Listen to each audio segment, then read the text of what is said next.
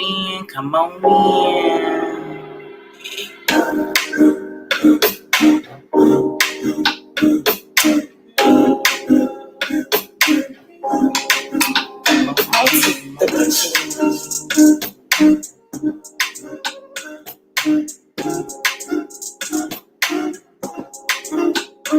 I got my melody, my frequency, and higher vibrations. Nothing could limit me, cause good energy is my intentions. And whenever the sunrise in the morning, it's a proper meditation. And that's how we do every single day, man. There's no need doctor for medication. Nature and the recommendation for manifestation. Frequency tuned to the channel of the right station. I have a vision in my mission, so we make all my decisions with precision. I don't need 5G, I'm in 5D.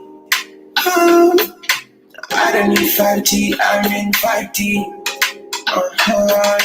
I don't need 5G, I'm in 5D. I don't need 5G, I'm in 5D.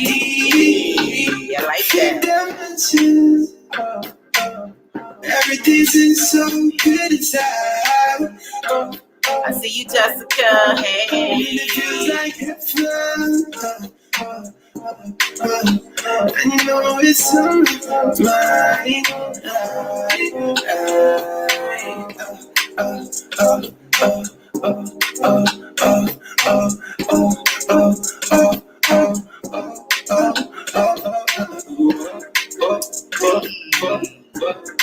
I like him.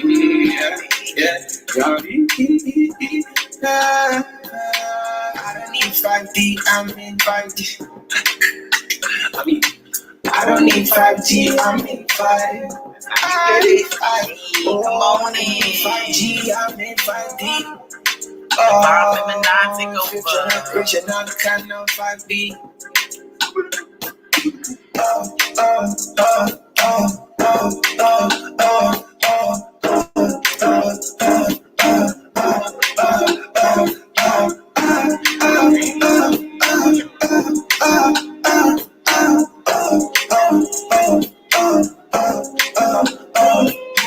I don't need 5G, I'm in 5D. I don't need 5G, I'm in 5D. Oh, yeah, listen. I don't need 5G, I'm in 5D. Oh, and I don't need 5G, I'm in 5G. Multi-dimensional. Hey. Hey. Well, hey, how are y'all doing this evening? This is the Plump Queen podcast revamp. And I appreciate y'all giving us your time and your energy. I have my sister, Akeelah Speaks. Say hello. Hey, hello, people. Love and light, peace and greetings. Yes.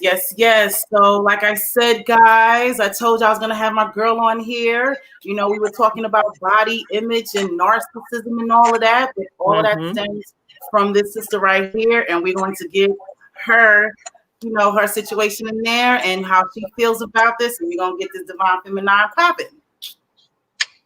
How about it? All right. I appreciate y'all giving your time and energy. I am going to be doing this hosting thing. So y'all excuse me. Y'all gonna see me doing this and that. I'm finagling some stuff. But sister, introduce yourself, tell the world who you are. And yeah, let's get started. Okay, well, greetings, everyone. I'm Akeelah. Akeelah Speaks. I'm a mother of 4, first and foremost, melanated, as you can see.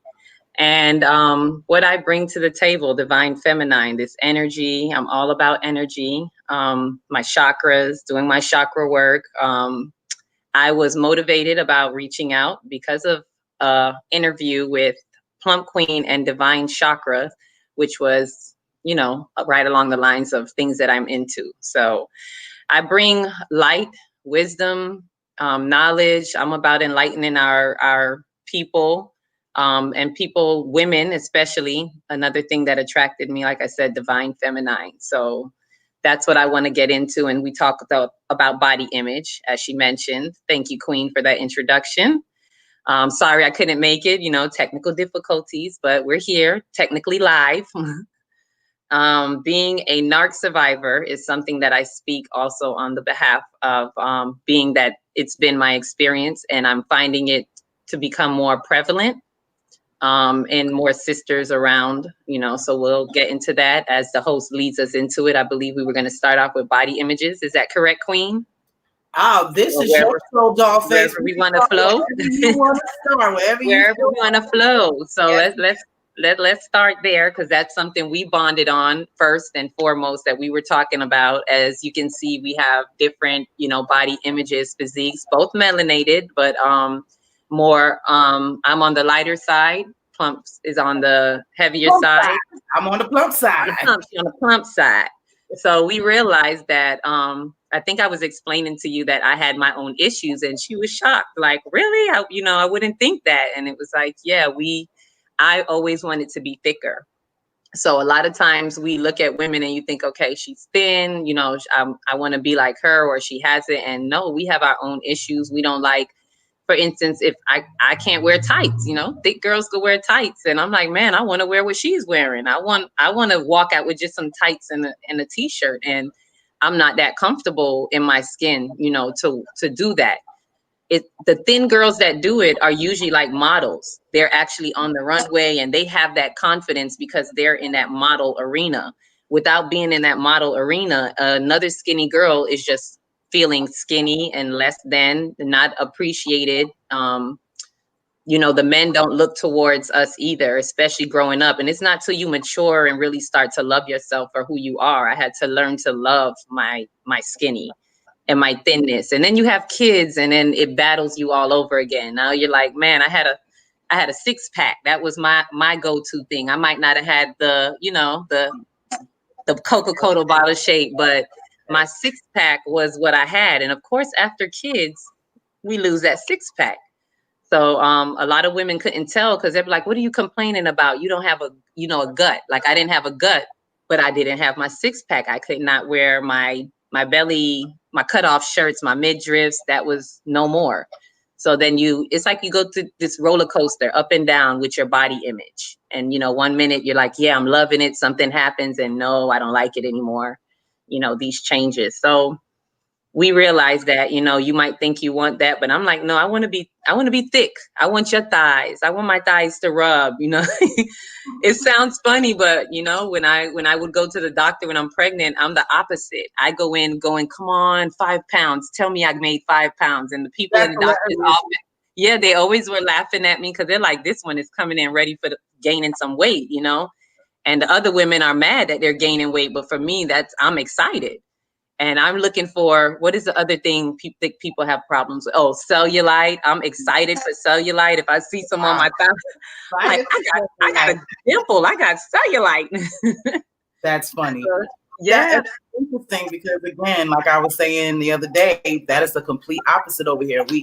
We talking about just giving, I'm that big girl when skinny girls be like, oh, y'all be pulling on your skin, talk about see this fat. And I just be like, lifting up my shirt, like, I don't even have to pull this. It's just there. So it's just interesting. You talk about leggings, like certain big girl. I know you talk about being thick, but being too big doesn't make the leggings look good either. You know what I'm saying? They want you to have big booties and big breasts, but stomachs like yours. See how that works? So it's like you're never going to be good, you know what I'm saying, for the other both. Yeah, so just love what you got going on. Because I wear leggings all the time. They're comfortable. Ain't got nothing to do with how my body honestly looks in it. They're comfortable. I walk a lot when I exercise. So, you know what I'm saying? There's something easy for me to pull on. Whereas with I know how to buck the jeans. Easy to slip some things on. They're comfortable. So why should I have a certain body type to be able, you know what I'm saying, to wear that? To wear it.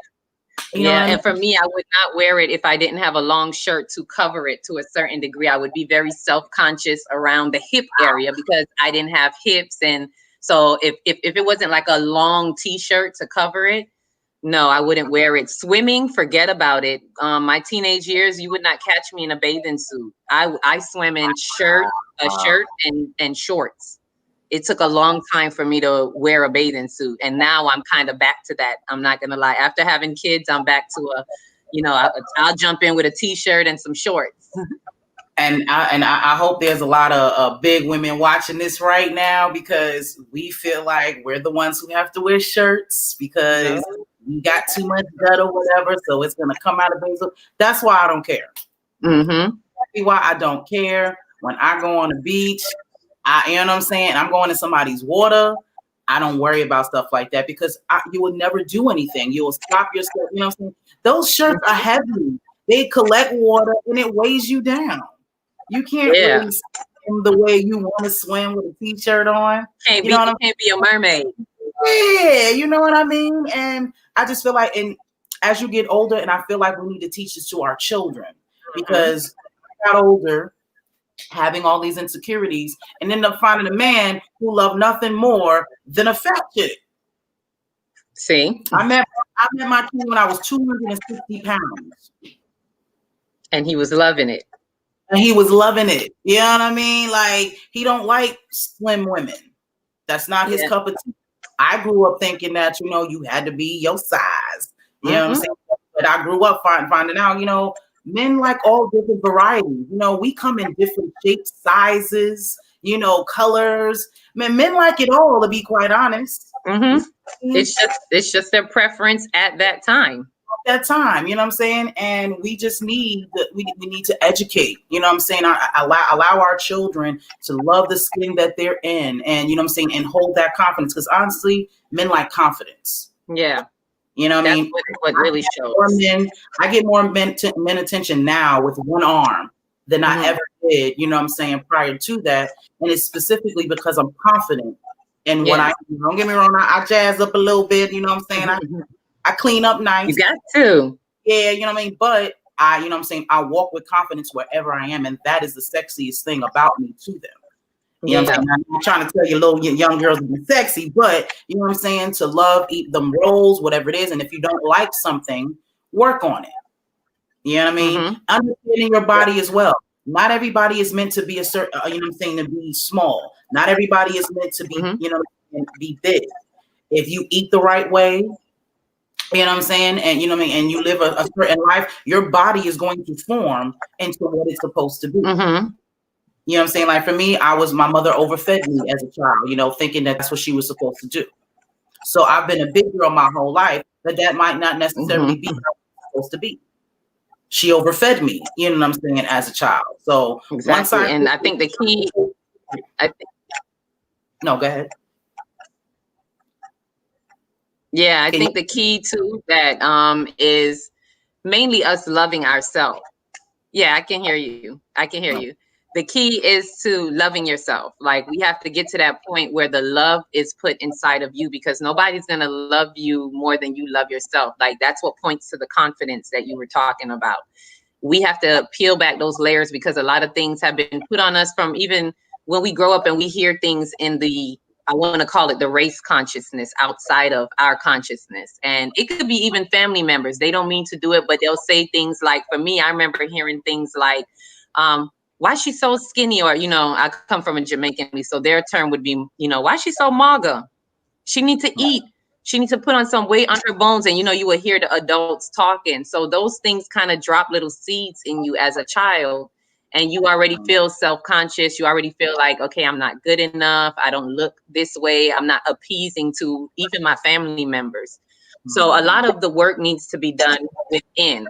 Like I'm all for peeling back the layers. I say that a lot. Sankofa, go back on my live. I just talked about that for like a whole month of just going back, peeling back the layers. Sankofa is an African word for those who don't know. That means to look back, retrieve it, and bring it forward. So that's right. You actually need to go back and find out what it is. It's some people that do it don't even know. They think that it just means to look back, and it's a little deeper than that. You need to look back and grab it, retrieve what was back there that was done wrong, rewire it, and bring it forward so that you are moving forward now in this new light. It's about rewiring your mind. We have a lot as adults to rewire, because there's a lot that's been dropped in us from babies to childhood through teenagehood into adulthood, and it doesn't go away overnight. It doesn't go away with when we find I don't know, let's say we may find a scripture in a book, or we find we do a workshop. Sometimes we do a workshop and we think, aha, we got it. But we actually need to do a couple of more workshops and a more self-introspective sittings with self, and constantly, it's a constant thing, a daily thing. And just what I say is, when you go back and you find that ugly, whatever it is, don't be afraid to call it ugly. Call that ugly, catch it, and bring it forward and walk with it until it becomes beautiful, until you beautify that for you. So, that's how I see changing your body. And that's something I'm working on now. Cause like I said, it's like I had highs and lows. I got really good with it. And then after I had my kids, kind of did a little dip again. And then when I went through the narc abuse, that did another number on me. And so I have to re-heal all of that again. So I say that to say it all starts with us. It all starts within you. We have to shine that light from the inside out. That's a whole fact. Absolutely. And yeah, like you said, you have babies. So I appreciate, that you're doing that work, so your children don't have to, deal with the things that you dealt with. And, that's going to make our generation a whole lot better. I had posted something earlier. A gentleman was talking about, how men are womenizers. And he was saying how that's put into them. We fight each other, men and women back and forth. How we are, and we really don't take the time to understand how this is programmed into us. Like, think about your little boy. Just, you're gonna be a heartbreaker. You know what I'm saying? You cute. How many girlfriends you got? We teach our sons to not be monogamous. We teach them, to be highly sexual. We teach them that that's okay. But then we teach our daughters that you're supposed to be monogamous. You're only supposed to be one person. You're supposed to save yourself for that one person. So that's out of balance when they're supposed to be dealing with these boys that you're teaching not to be monogamous with. So you're starting on who are we going to be monogamous with? Right. Like, that is and then so it's like, what do you expect them to do if you're teaching that to them? And we think things are cute when our children are kids, and you can't do that. You're programming them. You should not say that you shouldn't life into your children, but you shouldn't be talking about girlfriends and, boyfriends, or the type of attention that they're going to get from the opposite sex as a child, because they're going to grow up thinking that that's the type of attention that they're supposed to see. This is why I'm, saying you're already teaching them to look for this attention. Absolutely. That's why men feel like that double standard is okay. You know what I'm saying? That's the way it is, because that's how they're trained. And then here we are growing up trying to tell y'all, nah, that's not how this works. I got feelings and da-da-da. But they're looking at you like, whoa, because this is the way of the world, because this is what they were taught. So that's our fault as parents, you know what I'm saying? Because this is what we're breeding. So we got to be different. You know what I'm saying? If monogamy is what it's supposed to be, then you're supposed to teach both, you know what I'm saying, boys and girls, that monogamy is the way to be. You don't polygamy, because that's simply what it is. You're teaching them to spread themselves out there. You can't teach one party one thing and teach something different and thinking that you're going to have harmony. You know what I'm saying? So we got to do better. Exactly. And this, when you said that, it reminded me of what jumped in my mind was slave mentality. It is such a reality. We talk about it, but we don't realize that we are still pretty much products of slave mentality, because that kind of comes out of slavery. That's what they did with our slave boys. They used them to be breeders, to just pass them around. And it actually is part of that as well. So this is a thing. And then coming out of slavery, that's what's going to continue to be passed on.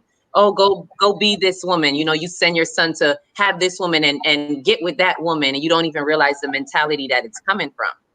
And now it becomes a thing. Like right now it becomes a thing, and it breeds that double standard, like you said, which growing up, I always had a problem with why boys can do this, but girls can't. And honestly, I would be jealous of boys. I grew up a real tomboy, and I would be mad because why I got to close my legs, but he could sit here and sprawl out, or why I got to wear this, the gender stuff that they put on us, which as I got older, I kind of understand some of it now.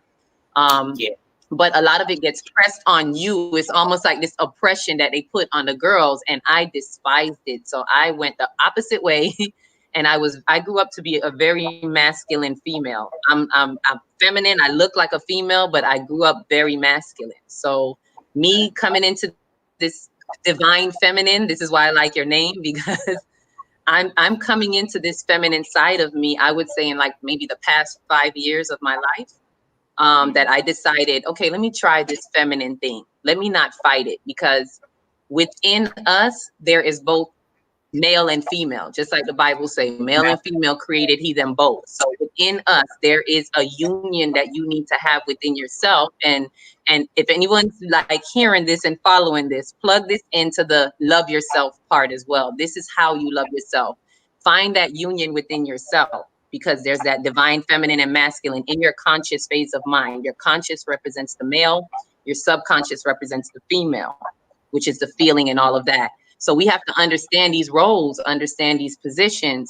The conscious mind does all the decision making. That's where the ego lies and all of that stuff. And we have to find this balance within ourselves in order to hear clearly from the super conscious mind, which is directly from spirit. I wish I could draw a little, map. Maybe we could do that when we do the panel or something. But there is an actual visual for it. I can figure that out. I can figure that out. They got all types of to let me share. We gonna figure it out. Okay. I can share screens and all of that good stuff. Thank you. We gonna figure it out. The visual, if I can give it to you, is there's in our conscious mind entirely. It's a breakdown of 3 parts. Super conscious, conscious, and subconscious. The super conscious is directly linked to spirit. That's where we get our I am and everything directly linked to spirit. And then the conscious mind is the ego, decision-making, thinking, analytical, all of that stuff. And that's the conscious phase. That's usually the male, phase of mind. And then there's the subconscious, which really that's what the female side, the feminine side represents, which is the feelings, the memory, and everything like that. The heart, this is why they say out of the abundance of the heart, the mouth speaks, because the things get pressed out of your heart, out of your subconscious, and they come out. So there needs to be a balance with your conscious and your subconscious mind. There needs to be a divine marriage, a divine union.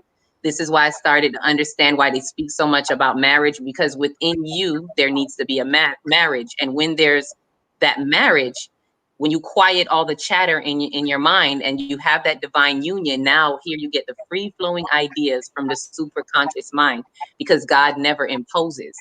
God is never gonna, that's how you hear from the still small voice. And the more balance you have is the more you can hear from that super conscious mind. So this whole divine thing, like, and if we're off balance, which I was, as I said, I was very masculine. I would not submit, and I don't care what the Bible says. I'm not for this. Women must be quiet. But when I learned that this is within me, I learned how my thoughts operate. And I was like, oh, okay. So I need those feelings to not override those feelings in the subconscious mind. It's good. It's an indication, but we can't wallow in our feelings, and we can't let our feelings override our decision making. So when you look at it like that, if you can take that analogy and put that with the Adam and Eve story, you will kind of see why there was this great default and why Eve kind of, stepped out of her place. But that's a whole nother, story. I just wanted to kind of touch base on the whole divine feminine part of it and how I had to kind of come into that and learn that balance. Like, let me learn how to be submissive to myself, within myself, quiet those masculine thoughts that want to react all the time and want to charge through all the time. And speaking of that, in this era right now, in 2020, we're having one of the shifts that we're having is we're shifting from the divine masculine as a mass into the divine feminine. For the past 1,000 years or so, we've been operating under the more masculine type things, the more patriarchal, all as you can see. But now with this shift, what's ushering in now is a divine feminine energy. And the difference is response versus reaction. So reaction is more like when something happens and you just, to give an example, as if you were going through the woods and the divine masculine wants to just chop right through. That's the reaction. And the feminine has the compass. He doesn't ask her for the compass. He just chops right through. Then when they're on the wrong side, he looks and is like, how did we reach here? And she's like, I don't know. I was here this whole time, but you didn't ask me. When you use the divine feminine, before you start chopping away and reacting, you stop and you check that compass. You check in with the divine feminine. Let me check my map. Let me check before I go and chop away. And then you get the right response. Then you know how to respond versus react. And that's the kind of the shift that we're having right now. So yeah, like how you broke that down, that makes a lot of sense. Absolutely. I like that analogy about being submissive to yourself, because it's all about balance. And we definitely do have masculine and feminine energy in us. We definitely both have estrogen and testosterone, you know what I'm saying, in us, both male and females. And it needs to be, and the levels just need to be balanced. You know, as women, we have more estrogen. As men, you know, they have more testosterone. So balancing all of that is absolutely important. Everything in your life needs to be in balance. You know, there's a time to hold them. There's a time to fold them. You know what I'm saying? There's a time to react. There's a time not to react. And I know personally for me, that's one of the lessons that I've had to learn, because I'm not overly reactive, but at the same time, I'm very emotional.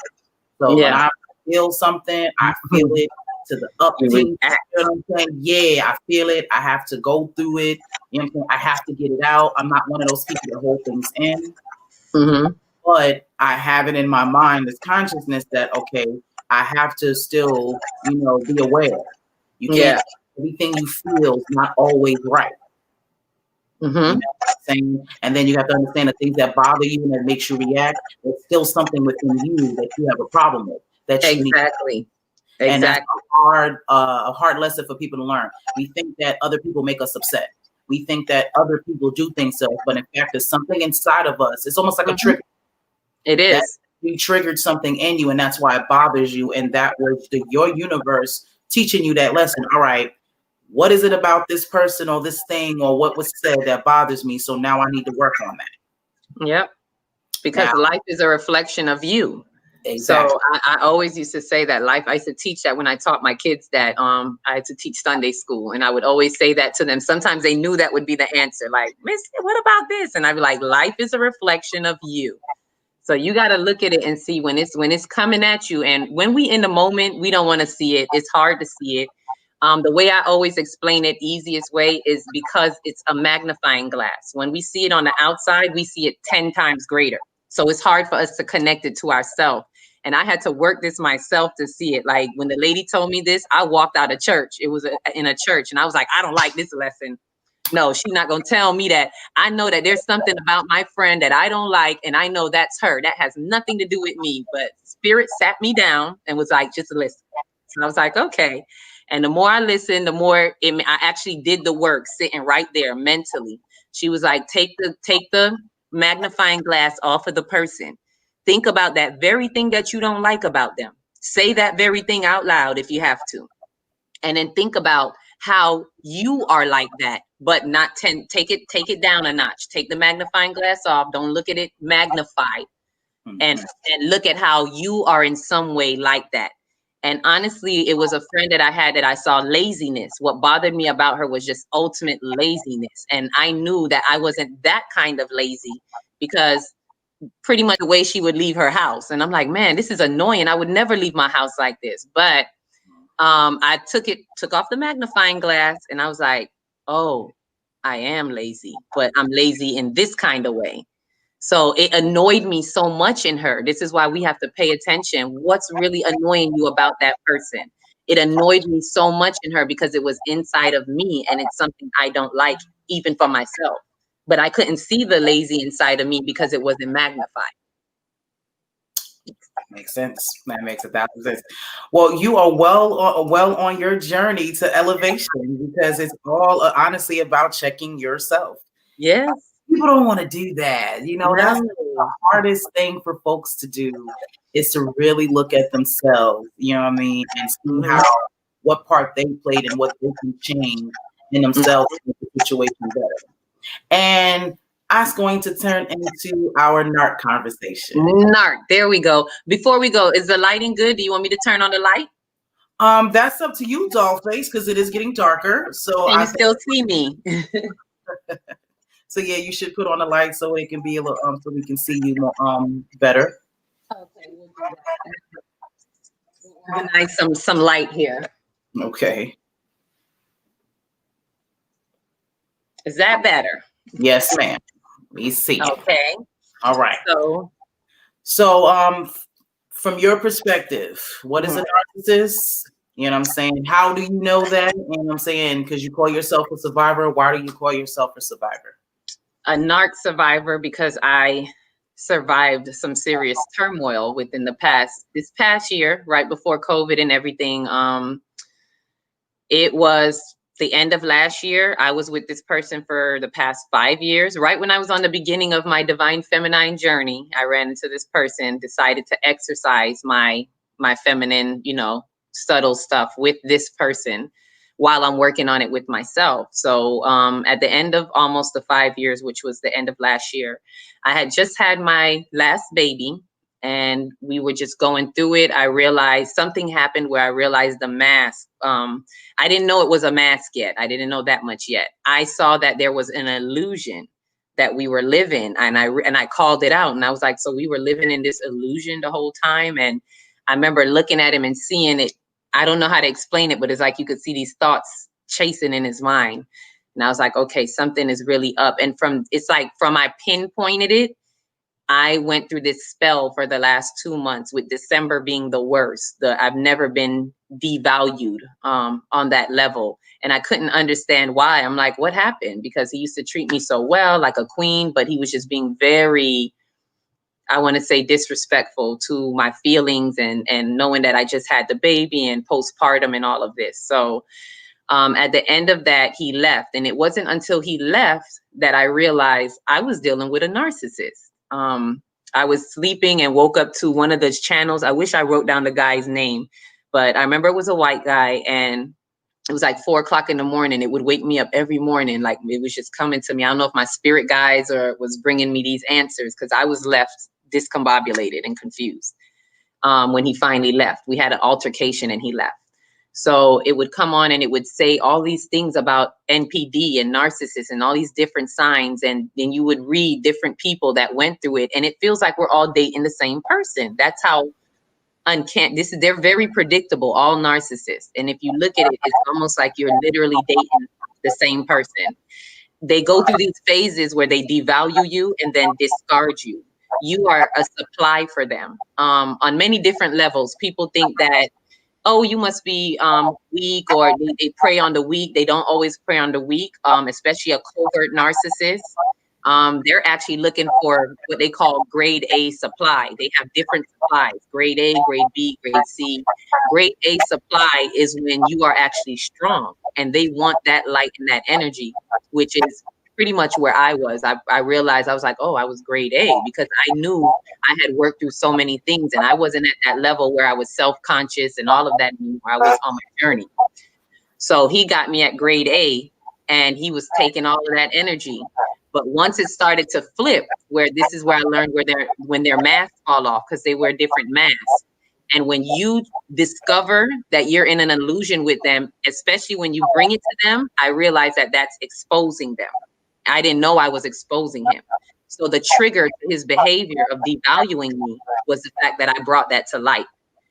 So with that said, I learned that there were a lot of people that was going through it. It wasn't just me.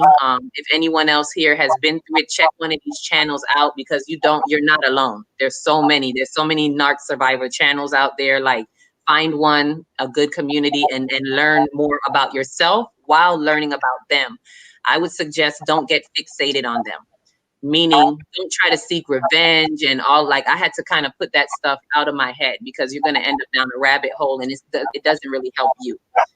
The best thing to do spiritually, I always go to spirit, is to go and do your soul work, do your inner childhood wounds, because you're wounded. There's childhood trauma for you and the narcissist. The reason why they became a narcissist is because they have inner childhood trauma as well.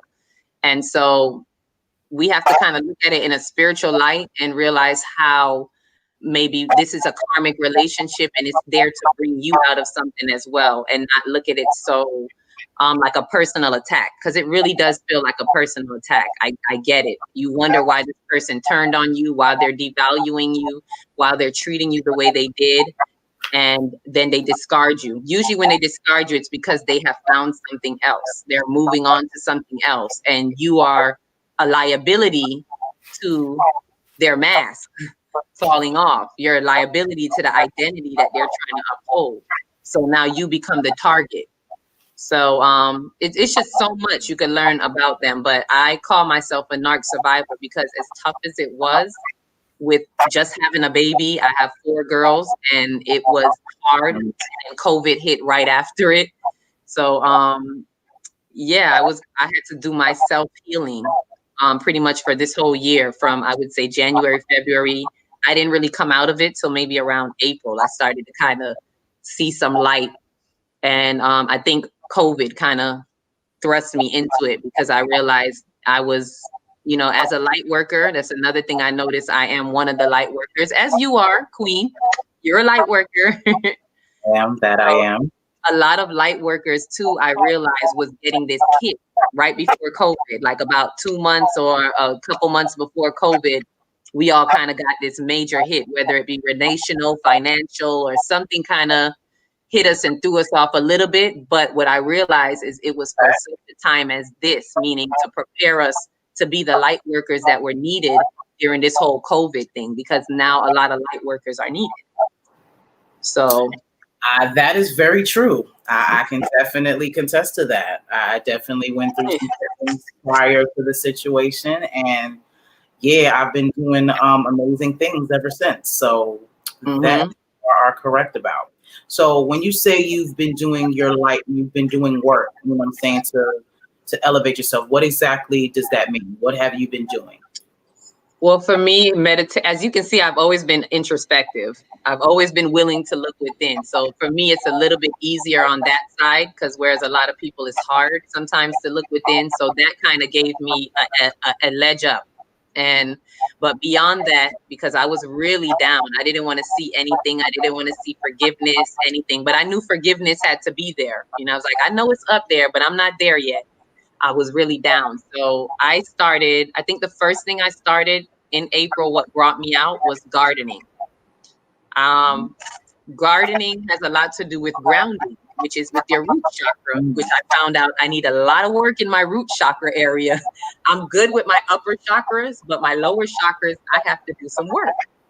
So I ended up grounding. I started planting with the kids. And as I'm grounding, I'm very metaphysical. So I started to see some things while I'm digging up the dirt. And it was just like, every step I go, it's like, I don't know if you want to say spirit was talking to me in that moment, but that's what I would hear. You got to stay grounded and rooted in love and compassion. And I was like, okay, this is while I'm digging up the dirt, and I'm just taking in the messages as they're coming to me. And then the next thing was I'm digging up the soil, and the kids and students always kind of motivate me. If people ask me questions while I'm doing my thinking, it actually brings more out of me. So while the kids were asking me, why are we digging this dirt? And then I remember a lesson that I was teaching where the garden is like the mind and the soil is like your feelings. That's your subconscious, and the seeds are your thoughts. So I'm telling them, we got to till the soil. We got to loosen it up, because that's your feelings. I realized that is your feelings. It's stuck. You can't have it stuck. So you got to till the dirt. You got to loosen up those feelings that may want to be tight and bound. And that spoke to me. I was like, okay, I'm speaking to myself here. I got to loosen these feelings up. I got to get that dirt dug up, because that's my subconscious, and I need my soil to be good so that any seeds I plant in there, they will grow. And then you got to water it. And I tell them that after we do it, because they're like, why we can't just water it? And I was like, no, you got to pull the weeds up first. It's a process. The weeds are like negative thoughts in your mind. You have to pull those weeds up out of the dirt And then once you pull it out, now you got to till the dirt. You got to turn that soil, turn your feelings, mix it up. And then you water whatever you planted, meaning now you got to give nutrients, water, those good thoughts that you want to see grow. So in, that little breakdown, that's how I saw a little light, a little leeway, like, okay, God, I see it. You want me to, and when I say God, I mean great order of divinity, because we spoke before on this, Queen, but I'm not really a religionist per se. I'm very spiritual, and I believe in this great order. So universe, you say, universe was speaking to me, and I started to come up out of it from there, and forgiveness started to come. Because do you know, let me give you the aha at the end of this light. That narc, which I don't even want to call him a narc right now, because the forgiveness has sat in. He has had his retribution come back to him. He had a break, and he had to work on himself. So now we're in a good place, actually, where I'm actually a lighthouse, kind of, in helping him to come out of that dark place and out of the shadows. And I know this doesn't happen for everybody, but this is what I call very rare. I've even said it to him. This is very rare, but we've done like a whole, what do you call it, 180? So from abandoning me and the children and leaving me in that state with nothing, no money, no nothing, to now returning around summertime, which is around like June, after I did my healing. Oh, that was another thing that helped. Detox.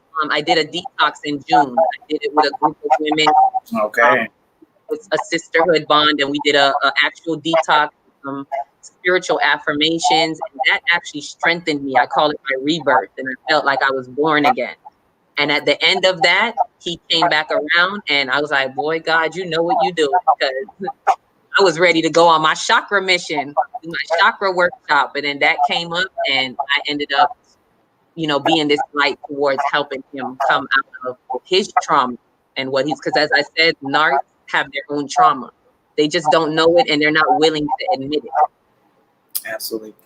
Well, you just gave me some great inspiration, because you are a perfect example. Is because, we always, again, I know people are who they are, and, it's sometimes foul what people do, but everybody has a story.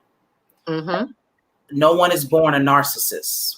Exactly. You see what I'm saying? We're not born these things. This is learned behavior. So that just goes to show you just how amazing you are, that you can come up out of that, fix self, and then go and help him. Now, understanding that he is the father of your children, which makes sense because they are the other half of him. And exactly. If he's not right, they not right. So that's how I looked at it. That is dope of you to even want to do that, because most women are like, regardless if they're a narc or not, you know what I'm saying? If the relationship don't work, I don't want to deal with them. You know what I'm saying? Just take care of your kids, and that's it. We don't really go into trying to, you know what I'm saying, help that other person, because you attracted that person. Mm-hmm. Saying enough for y'all to make children together. Yep. You know what I'm saying? So now with y'all having these babies, that affects your children. So them being the best them is what's best for your kids, and don't even have to be about you. Exactly. A lot of us can't bring ourselves out of that. And when you talked about detoxing is extremely important, and not even just for, your health. People don't understand, when you are within a relationship, that's a soul, you know what I'm saying, tie. That's a spiritual tie. When you are sleeping and exchanging DNA with another human being, you know what I'm saying, over years and over time. People really, and this is why you go into another relationship and you still have those same problems, because you're bringing that energy of that other individual into your next relationship. That's why being single in between that is so important. But we have this culture where you want to get up over one man, you get up under another one. That's what we're taught. This is what we're taught. And that's not the way to do that. This is how you have a bunch of women, you got mad energy in you because you bouncing from dude to dude. Every time a man breaks your heart, you bouncing to another one, and you're not getting, you're not cleansing nothing, that energy from you. So that's why you keep attracting the same type of man. And you talk about, it's just, niggas ain't shit, or, you know what I'm saying, bitches is hoes and da da da da da. But nah, you keep it type of people. So what is inside going on with you that they keep showing up? So detoxing is so important. You know what I'm saying? When you're transitioning, especially in relationships. Ladies, gentlemen, please. Detox. Okay? I never did it before, but it was good. Until you are completely over that situation and that other person. Bringing that, that energy, and you can't blame them. You got to blame yourself. Yep. It's about accountability. Accountability. We will have less, you know what I'm saying? We would have, not to say that everybody's supposed to stay together, people come into your life for a reason. Some are temporary, you know what I'm saying? Some are forever, but we still need to learn how to, okay, we're in each other's lives for this reason. Now go in love. Yeah. It shouldn't be this, unharmonious and fighting and negative thing. We serve this purpose. You know what I'm saying? Now love and light over there. Like, you know what I'm saying? We need to be able to, still be cool. Like when you break up, it shouldn't just be the end all of be all. I hate you now because we didn't work romantically. Yes. You know what I'm saying? So that is very impressive, you know what I'm saying, to me. And that is awesome. And I hope, anybody that's watching could take notes with that, because that is still the father of your children and he does need help. You know what I'm saying? He learned from somewhere. You know what I mean? Someone needs to take responsibility, you know what I'm saying, to help him. That's going to be for your children, like that's super dope. So, absolutely. Thank you. And as long as what I want to say out to if anyone has been going through it, don't overextend yourself. Trust and believe I had to do this in wisdom, because if he wasn't where he was, I would not be able to help him. And I was not going to overextend myself.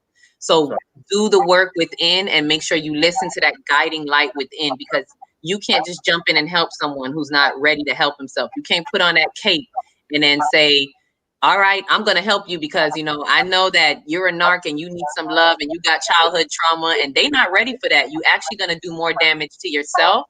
And because if they're not ready, you're still a threat to them and they will retaliate. You are the enemy in that mind state.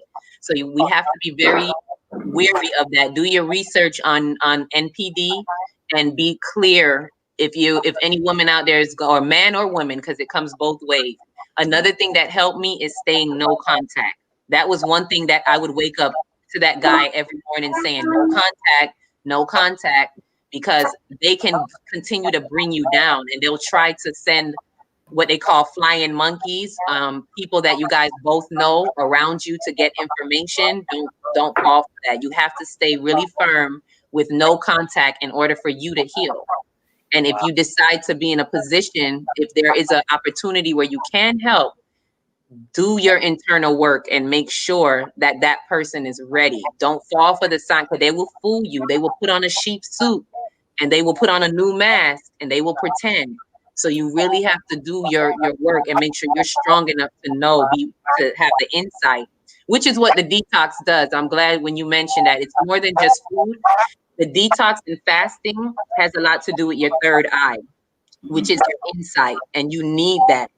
So if you can, do a detox, do a fasting, and make sure if that person come back in your life, just be like, hold on, give me a week, give me a minute, do a quick fast and detox and really go within so that you can be sharp enough to know if this person is putting on a sheep suit, or is this really something that they are bursting through. And a key note to notice that is they have to be broken. If that narc is not broken, meaning he had to have a mental snap within himself. If it's not broken, he's not really trying to do the work. He or she is not really trying to do the work. That's my best advice.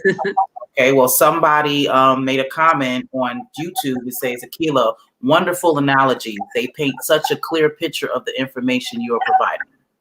Oh, thank you. Yes. Glad to be able to. If you want, you can follow me on Facebook Live. I haven't got my YouTube up yet. I have an old YouTube called Divine Energy, and I'm going to revamp it. It's still going to be Divine Energy. But if you go to it now, it's just dancing videos, because I had a dance studio with some kids. So that's what you'll see now. But I have to revamp it. So if you want to see anything that I'm talking about, I do my Facebook Live, because that was part of coming out of my detox. I started to speak up.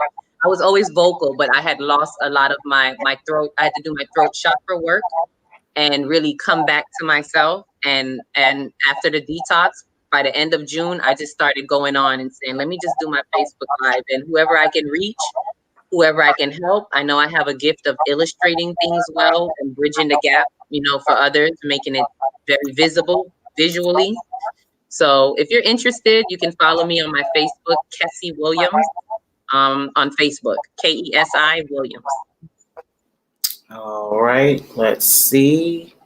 We're going to there you go. On Facebook. That's where I am now, but I'll be spreading my wings.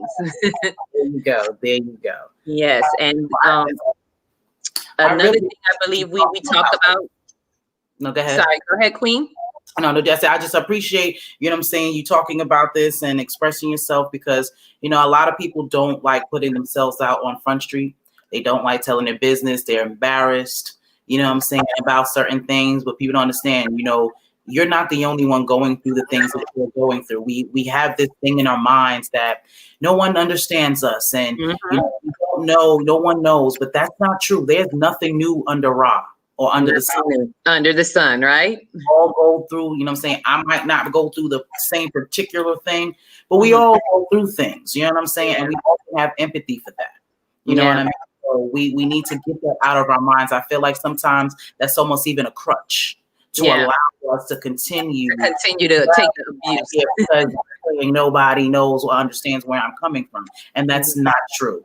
You know what I'm saying? Someone who does, and you have to love yourself enough not to deal with that. Like I said, with my example, I've never been in a relationship with somebody else, but I can't go as far as say that individual is a narc. I can't say, saying that far. I think this individual just has an ego problem or a confidence problem in certain areas and don't know how to deal with it. And sometimes people think that I am a good target to dump, their shit on and to be extra, and thinking that I'm going to have empathy for that and allow them to get away with it. Yeah. And so that's something that I've had to deal with throughout life. And, you got to check for, because I do have empathy. I do understand. You are, because you're an empath. You being a light worker, you are an empath. So that kind of attracts, I am too. So it attracts certain people, and then they think that they play on your empathy. So we have to be firm. You're what I call an assertive empath, which I had to learn to be. I wasn't always this assertive. Now I'm very careful with my energy and my space, and who comes to my home and inside, and I sage, like you said, I'm a natural sage too. So some people will just reflect and be like, okay, you're not supposed to be here. But I also sage out, sage the house. If anybody doesn't know, sage and clean that energy out every once a month, every full moon, if you have to. There you go. Get it out. Burn it out. Here, go to Namaste, namaroll.square.site and get your smudge split. You know what I'm saying? Smudge it out. Tap it. I got it. Smudge it out. Every either full moon or new moon. I'm cleaning. I'm doing my detox, and also clearing out my house as well. I'm gonna do a chakra workshop, and I'll let you know, Queen, when I do. I'm putting it together now, so I will be able to have that available. Anybody wants to join the ride with me? It'll be pretty much a 7-day check-in that we do, and we're gonna do a chakra each day. From the root up. Okay. So that's something I'll be working on. Because that has a lot to do. That's why I say I'm really about divine energy. A lot of this childhood trauma, if we do our chakra work, it really will help us get in touch with what these traumas are to us. It will help you understand, a lot of us, if we have a root issues, it's because the root is basic needs. And if your basic needs weren't met, your root chakra is out of alignment. Food, water, even emotional insecurities. If you suffer certain insecurities, that's your root chakra. Like you can see right behind me, that root and that sacral, the two bottom ones, they kind of both have to do with insecurities. The sacral is more to do with like emotions and even sexual energy. The sacral has a lot to do with that and creativity. So I'll be able to go through these chakras, and there's foods. There are certain foods to eat to align yourself with these chakras as well. Foods, colors, these things help activate the chakras, if you will, and along with you doing your internal work on these chakras. So I'll be offering that too. All right. Well, it sounds like I'm gonna have to get you and Divine Chakras. You know what I'm saying? Together, right? Situation before because she's one of the panelists. Yeah. So I might have to get y'all on here together before that, so y'all can, you know, have that chakras and have it out. Yes, I peep that. Now, as a in Kemetic sciences and African spirituality, we call chakras. The real name for chakras is Wajatet. Oh, I like that. The original name. You gotta spell that for me, Queen. Let's see if I let's see if I can put it in the ticker. I still think this is so cool. Y'all gonna excuse this is the unprofessional. I can see it on your face. You're like, ooh, this is good. Let me show y'all what I can do. Why jet tet.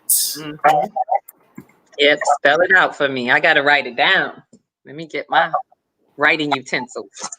And any of my lighthouse people, if I spelled it wrong, let me know. Check me. But I believe this is how Wajatet. Oh, okay. Wajatet. Yes. And that's the Kemet word for it? That is the Kemetic word for chakras. Yes. Yes. I'm right with you. That's why I was vibing you and Divine chakras, because I'm into my chakras and I'm also into the Kemetic energy as well, and learning about my African roots, which I grew up in a Rasta household, so I was always already connected to the African roots as well. And in that African roots, I've been, you know, looking at my melanin, embracing my melanin, and I believe we talked about it, Queen, too. The gods, that yours was Ori. What was yours again? The goddess, and mine was Oshun. Oh yes, Oya. Oya, the thunder god, right? The gods, yes. Yeah. I have been studying them because I did my DNA. I got it tested. I'm waiting for my other one from Ancestry. I did 23andMe already. So yeah, I'm trying to find out who I truly am. It's levels to finding out who you are. You know what I mean? Knowing where your bloodline comes from, where, you know what I'm saying? What tribe? All your tribes. So I want to tap into all of that. Every spirituality that my ancestors, you know what I'm saying, dealt with. I want to study that, you know what I'm saying? And, you know, use all of that because it's all energy. That's how I see that. You know what I'm saying?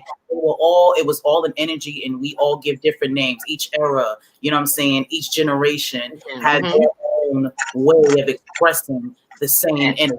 You know what I'm saying? And I feel like we need to know our own, because there's our, I mean, people look at it like, I noticed growing up, they would look at it more like voodoo when you talk about the African gods, but yet you would talk about Greek mythology and Zeus and all of this, and they had their goddess of water and goddess of air and all of this. But if we talk about, this is how much we were taught to hate our own selves. If we talk about it, it's what you're doing talking about this voodoo stuff, or it's our real culture. We have our own gods and goddesses as well. And it's all energy. It's energy. It's not connected to your cultural energy. Absolutely, exactly. And people don't see it that way. They look at it as, you know, you're believing in more than one God, and these deities were just concepts. They weren't actual people.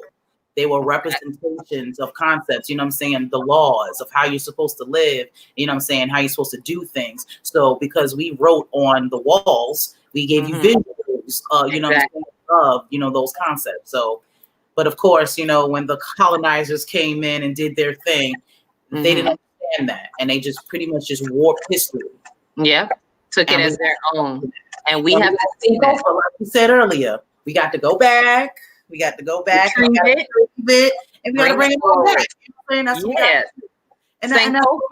That's Sankofa, absolutely. Well, sis, let everyone know where else so they can find you, any other information that they can that you can give them at the moment, because we got business to take care of. Right. So like I said, you can find me on Facebook for right now. Divine Energy. If you want to go to the YouTube, I have to revamp it, but I have a YouTube page called Divine Energy. I also sell honey. I didn't get to say that, but natural honey straight from the bees. So you can hit me up on Facebook and, DM me and let me know, because that's also good for fortifying your body. Something else we could talk about at a later time, but natural honey from the bees is good at fortifying your body. Have some honey with some cinnamon and, ginger. But I do have that for sale. So if you're interested in that as well, find me on Facebook. I'm interested. I brush my teeth with bee pollen. See, there you go. See, bee pollen. So I'm on it. Well, let me know. Appreciate you so Love it. lovely. Thank You you, are lovely. And yeah, so you guys, y'all know what this is about. Be inspired. You know what I'm saying? Y'all know what a digital business card is. You got to go to tifiscorner.square.site and get all your natural body care products. Make sure Queen as the code to get you 10% off. If you want that digital business card, just go down in the link and get you one. It is dope. It's all over the place. You can turn it into a sticker. You can put it on a shirt. You know what I'm saying? And your business can be worldwide or international without you even being there. Okay. And also, if you need some herbs to get your immune system popping, if you got eye problems, diabetes, you know what I'm saying? Anything you got going on, you know what I'm saying? You need to holler at Quantum R&D, because we got something for you to help your body heal itself. Naturally. That's what we got going on. And y'all know that I be dream tripping. Y'all know I be all over the place. I go on one major trip every year. If you're trying to come with me, holla at me. All right.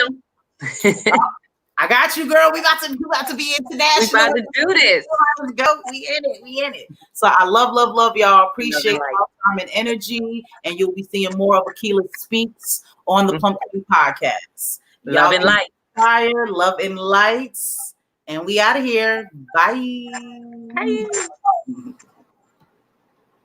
Beautiful.